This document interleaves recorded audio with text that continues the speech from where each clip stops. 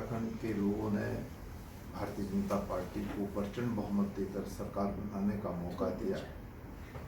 मैं कह सकता हूं कि सत्ता में बैठे हुए लोगों ने उत्तराखंड के लोगों की जनमत पर आघात करने का काम किया है। सरकार बनी और बड़े बड़े वादे सत्ता में बैठे हुए लोगों ने किए, एक भी वादा पूरा नहीं किया और भाजपा को अंतोगत्वा अपना पहला जो मुख्यमंत्री था 4 साल की अवधि में हटाना पड़ा। दूसरे मुख्यमंत्री को मौका दिया, 4 महीने में उन्होंने जो कीर्तिमान देश में और अंतर्राष्ट्रीय जगत में स्थापित की, उसके मद्देनजर उनको भी हटा दिया गया।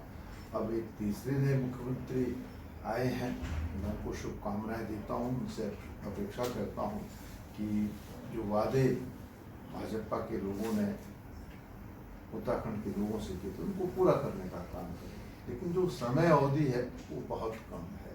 6 महीने में क्या कर पाएंगे, मुझे नहीं लगता कि बहुत कुछ जो है नए मुख्यमंत्री कर पाएंगे। तो मैं ये कह सकता हूँ कि भारतीय जनता पार्टी ने उत्तराखंड के अंदर राजनीतिक अस्थिरता फैलाने का काम किया और लोगों के घाव पर जो है मरहम के बजाय नमक छिड़कने का काम किया। 5 साल पहले एकदम यही आरोप आप पर लगा था कि आप उत्तराखंड को नेतृत्व नहीं दे पा रहे हैं, भगदड़ मची, नेता छोड़कर जाने लगे, बगावत के सुर उठने लगे। ये सही बात है, हम उसको स्वीकार करते हैं कि 2016 में इसी तरीके का घटनाक्रम हुआ था कि हमारे बहुत सारे साथी हमको छोड़ करके हमसे अलग हुए और मैं समझता हूँ कि आज वो तमाम साथी हाथ है इस बात से लेकर के कि जिस तरीके से भारतीय जनता पार्टी ने उनके नेतृत्व को आहत करने का काम किया है, तो इसीलिए नए मुख्यमंत्री के बनने पर जो है भाजपा में जो है गुटबंदी उभर करके सामने आ रही है। वैसे तो पूरे 5 साल के कार्यकाल में आप देखेंगे तो कहीं पर भी सामंजस्य होता हुआ दिखाई नहीं। ये जो आहत नेता हैं, अगर क्योंकि चुनाव का माहौल हो रहा है, अगर वापस घर वापसी करना चाहते हैं तो क्या उनके लिए दरवाजे खुले हैं? देखिए, राजनीति में कभी दरवाजे बंद नहीं होते हैं, हमेशा खुले रहते हैं और उस खुले दरवाजे से बहुत लोग जाते हैं और बहुत लोग आते हैं।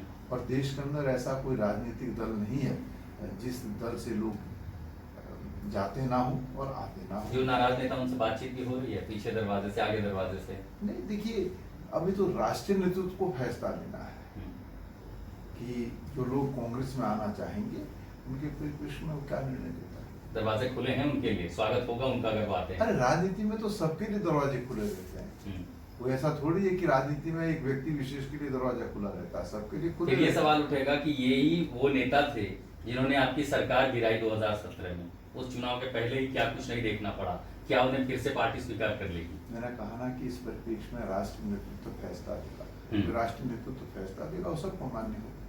अभी ये जो सरकार नई बनी है, इस सरकार को विपक्ष में होने के नाते किस तरह की शुभकामनाएं आप देंगे?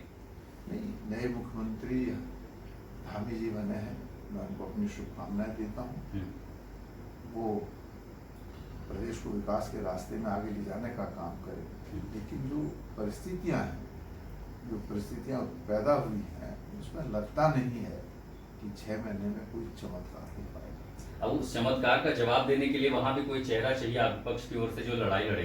आपके पिछले जो मुख्यमंत्री हैं उनके पास दूसरे राज्य का प्रभार है, किसके चेहरे के सामने आप चुनौती देंगे मौजूदा सरकार और मौजूदा पावर को उत्तराखंड? देखिए, मैं बड़ा स्पष्ट करना चाहता हूँ, राष्ट्रीय नेतृत्व के प्रतिनिधि के रूप में देवेंद्र यादव जी प्रभारी हैं।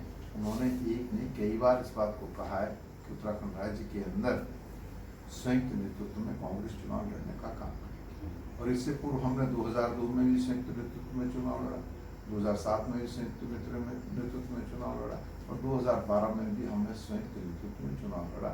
हमने 2 सरकारें बनाई हैं और हम 2022 का चुनाव भी संयुक्त नेतृत्व में लड़ेंगे। और जहाँ तक चेहरे का आपने जिक्र करा, अरे कांग्रेस कोई आज पैदा हुआ राजनीतिक दल थोड़ी है। आज़ादी से लेकर आज तक जो है कांग्रेस का वजूद इस देश के अंदर है। हमारी राष्ट्रीय अध्यक्ष सोनिया गांधी जी का चेहरा है, राहुल गांधी जी का चेहरा है। और आपके